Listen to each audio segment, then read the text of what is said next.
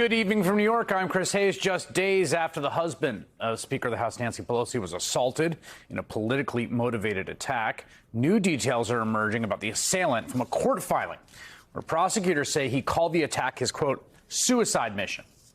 Defendant told officers, I'm sick of the insane effing level of lies coming out of Washington, D.C. I came here to have a little chat with Paul Pelosi's wife.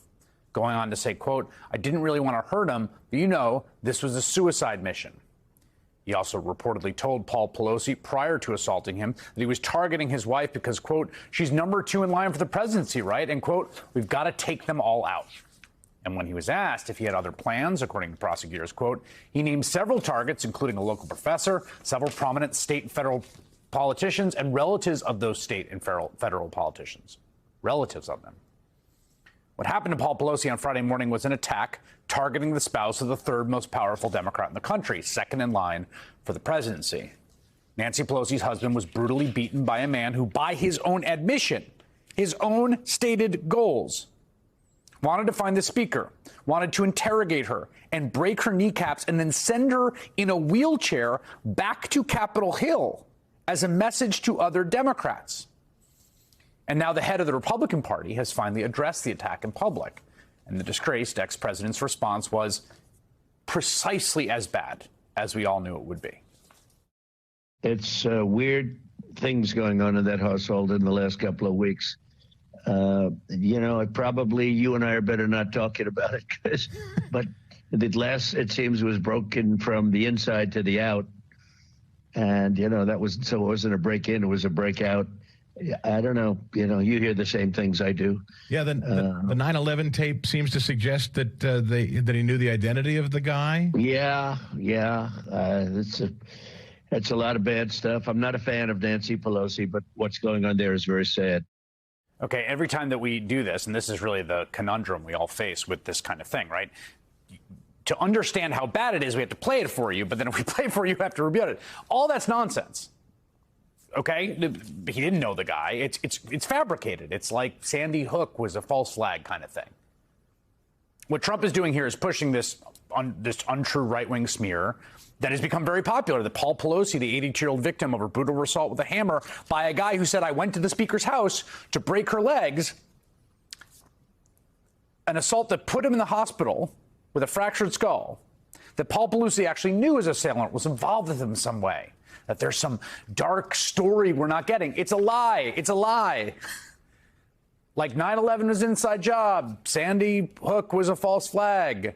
The voting machines are changing votes to Joe Biden. All in the same category. But that category, that's the category that Donald Trump exceeds in. It's a lie that is increasingly popular with figures on the right, including Republican podcaster and sitting Senator Ted Cruz. And the de facto face of House Republicans, Congresswoman Marjorie Taylor Greene, and Elon Musk, the richest man in the world, who's probably most singularly responsible for spreading this false flag nonsense, who recently purchased Twitter and is currently running it into the ground. And it gets even worse. According to a new report in Rolling Stone, Trump is apparently going even further in private, predictably. Quote, since this past weekend, Trump has credulously gossiped with some people close to him about an assortment of Paul Pelosi-related rumors and so-called theories, including, wait for it, that the attack was fake and a false flag to change the subject before the critical 2022 midterms. It's like having Alex Jones as the ex-president, honestly.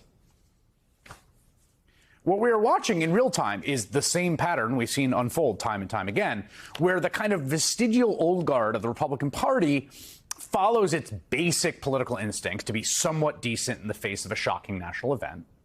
So you have Republican leadership in the Senate and the House, Mitch McConnell, Kevin McCarthy, both pretty immediately denouncing the violence. But then the party base, its MAGA leaders, its Donald Trump / Alex Jones brain trust, have decided to act as anti-socially as possible, pushing these slanderous conspiracy theories. It's the same thing exactly that happened after January 6th. Remember? When it happened, everyone knew what they were seeing was what it was and that it was horrible. And prominent Republicans roundly denounced Trump after he sicked a violent mob on them. The president bears responsibility for Wednesday's attack on Congress by mob rioters. He should have immediately denounced the mob when he saw what was unfolding. There's no question, none, that President Trump is practically and morally responsible for provoking the events of the day.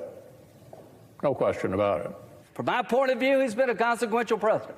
But today, first thing you'll see, all I can say is count me out. Enough is enough. Dear viewer, he wasn't counted out. Enough wasn't enough. All three of those men promptly did an about-face, returned to Trump's side, literally in McCarthy's case, making the journey down to Florida to apologize and kiss Trump's ring. Within 6 months, Trump had fully regained his grasp on the Republican Party, and the official line among much of the party was that January 6th was a harmless tourist visit. I mean, even Republican freshman congressman from Georgia, Andrew Clyde, who was literally barricading the door on the January 6th in the House chamber, turned around and called it a tourist visit. Others called it legitimate political discourse. The RNC did an official document that they passed, a pronouncement. And Trump's big lie of a stolen election has been essentially acceded to by a huge swath of the party, if not the majority. And that entire catastrophe with Republicans embracing reckless, dangerous conspiracy nonsense, it's happening again. It's like a pattern. It's happening with Paul Pelosi. The ridiculous Donald Trump, Elon Musk line that the attack was somehow staged, the result of interpersonal conflict, and not the targeted political violence the suspect himself says it was, I guarantee you it will become party orthodoxy as well. They're probably talking about it on Fox News right now, just that way. This will keep happening and get worse until Trump is either dislodged from his position as the head of the Republican Party by voters and fellow Republicans, or the dark, nihilistic, conspiratorial beliefs at the center of his political movement are defeated definitively, rooted out, root and branch.